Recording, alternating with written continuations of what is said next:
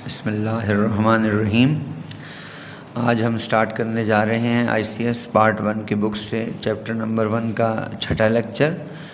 Chapter का नाम है basics of information technology.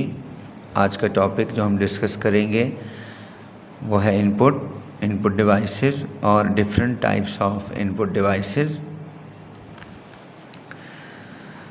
Input क्या होती है और इनपुट डिवाइसेस क्या होते हैं और मुख्तलिफ़ किस्म की इनपुट जो है वो डिवाइसेस के मुताबिक हम डिस्कस करने जा रहे हैं।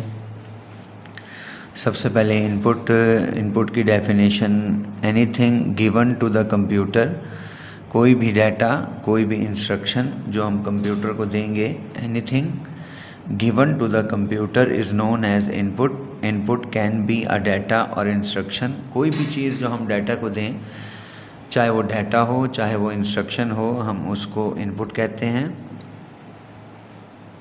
और ये जो इनपुट है ये किसी न किसी हार्डवेयर कंपोनेंट के ज़रिए से कंप्यूटर में एंटर की जाएगी, इसलिए हम इनपुट डिवाइसेस को पढ़ते हैं। Hardware component that is used to enter data and instruction into the computer।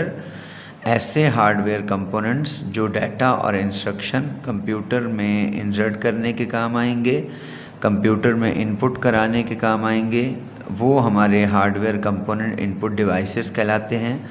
In devices का जो बेसिक पर्पज़ है वो यहाँ डिफ़ाइन किया जाता है। These devices take data and instruction from the user. ये डिवाइसेस यूज़र से डाटा और इंस्ट्रक्शन लेकर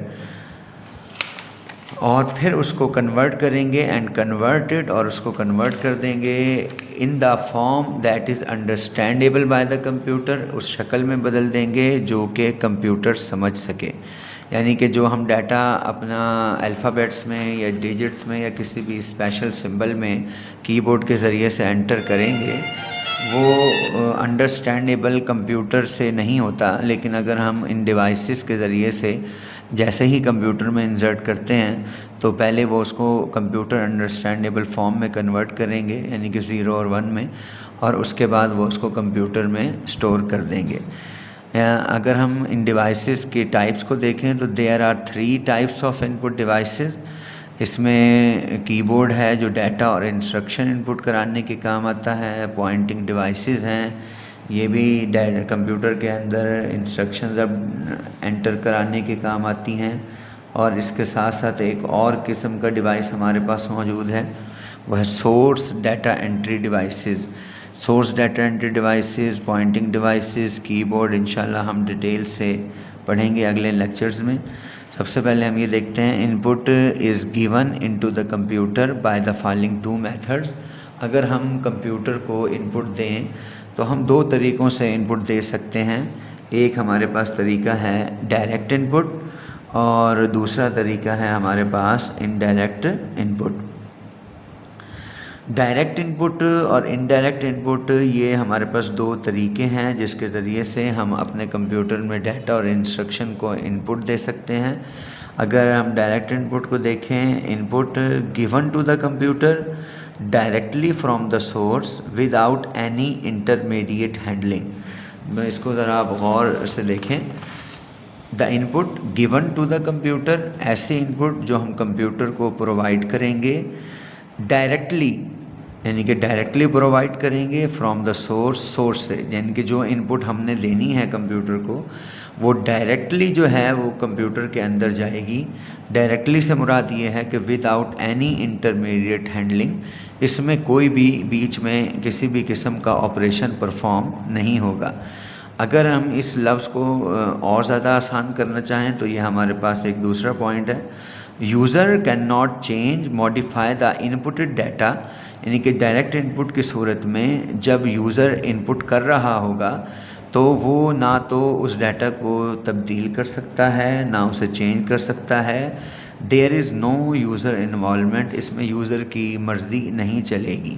जिस तरह का भी डाटा होगा एज़ इट इज़ वैसे ही सोर्स जो है वो डायरेक्टली कंप्यूटर में एंटर की जाएगी। मिसाल के तौर पर speech enter into the computer through microphone. Microphone के ज़रिए से जब हम कुछ बोल रहे होते हैं तो हम ना चाहते हुए भी जो है ना, वो चाहते हुए भी अगर हम ये चाहें कि भाई हमारी इस आवाज़ को में जो हम बोल रहे हैं वो तब्दील हो जाए, तो एज़ इट इज़ जैसे हम बोलेंगे बिल्कुल वैसे ही कंप्यूटर में एंटर होगा और इसमें तब्दीली की किसी भी किस्म की गुंजाइश नहीं होगी। इसी के साथ हमारा दूसरा जो इनपुट मेथड है वो है indirect input method. The input given to the computer by the help of user, यानी कि ऐसी इनपुट जो हम डायरेक्टली तो इनपुट ना कर सकें लेकिन यूज़र की मदद से इनपुट करेंगे, और by using some intermediate handling, या फिर उसमें कुछ ऐसे ऑपरेशंस अप्लाई करेंगे जो कि उसको चेंज और मॉडिफाई कर सकें हमारे इनपुटेड डाटा को। There is a chance of error और modification during inputting the data into the computer.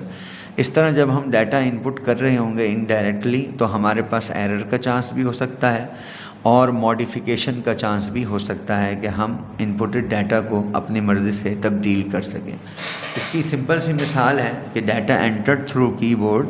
अगर हम कीबोर्ड के ज़रिए से डाटा एंटर करते हैं तो वो यूज़र पर डिपेंड करेगा कि वो उसको सही एंटर करे या उसको तब्दील करके एंटर करे या उसमें कोई एरर कर दे।